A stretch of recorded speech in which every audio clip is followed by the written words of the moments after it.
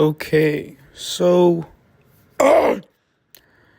for this video, there's not going to be much stimulating images that pop out at your face and funny meme clips because I got something very important to talk about. And while it's still fresh on my mind. So, I went to see the movie Iron Lung by Markiplier, and let's just say it was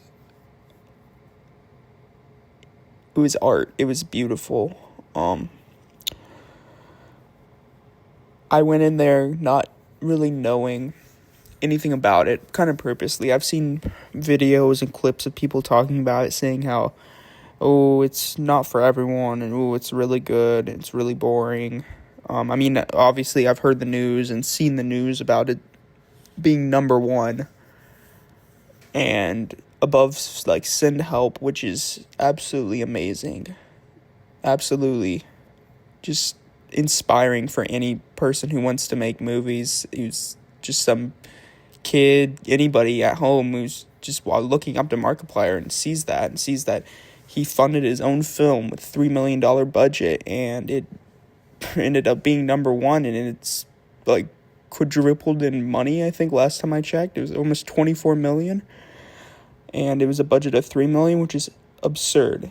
And it's just very inspiring to people, showing them that you don't need a big Hollywood budget of 200 million fucking dollars to make a masterpiece. And the movie, it definitely wasn't perfect. There could have been things better. But first thing I want to talk about is Markiplier's acting himself. Like, I was surprised. I thought it'd be kind of good at times and then like kind of corny at others. I was intrigued the entire time of the whole 2-hour long movie. Keep in mind, this movie, I'm not going to try to spoil anything, but this movie's filmed inside the Iron Lung, the submarine. The camera doesn't leave that submarine, like for a few seconds maybe, but it is constantly in that submarine. You were stuck there with Markiplier for 2 hours long, sitting there, and he carried it with his acting. Like,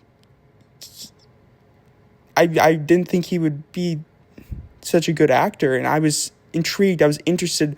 He made this this box, this idea that being in a box, the whole movie, it's not that interesting of an idea, being just stuck in a submarine. There's no like other things being filmed, but the amount of small details, the little drips, the slow dread, the slow build-up, the emotional side of Markiplier's character, Simon, that's his name.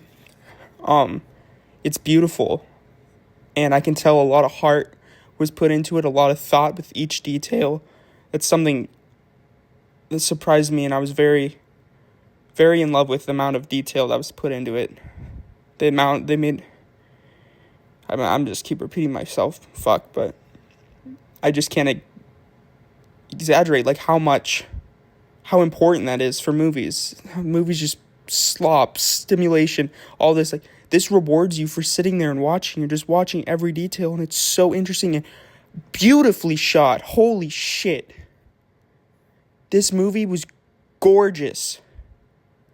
Gorgeous. The up-close scenes, the visual effects. I don't know if they were like computer CGI or practical, but it was amazing. It was stunning to look at, and I felt for the character. I was emotionally like attached to him, just watching him down in this blood ocean, just down there, and you could really feel the dread. And there were some scenes where I was actually cringing, not like because it's bad, like cringing in like pain. Like, I could feel what he's feeling in that moment. I'm like, oh my God.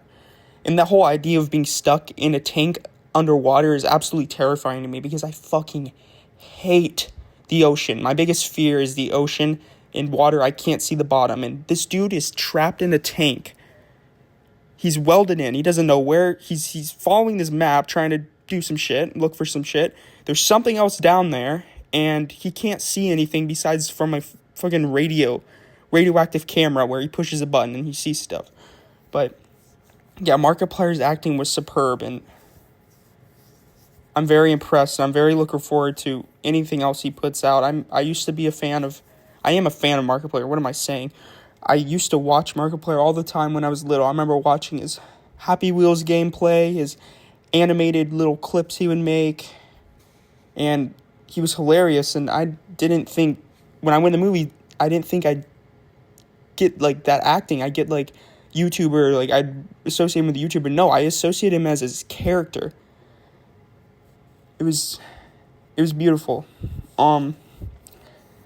I beautifully shot, beautifully acted, beautifully directed.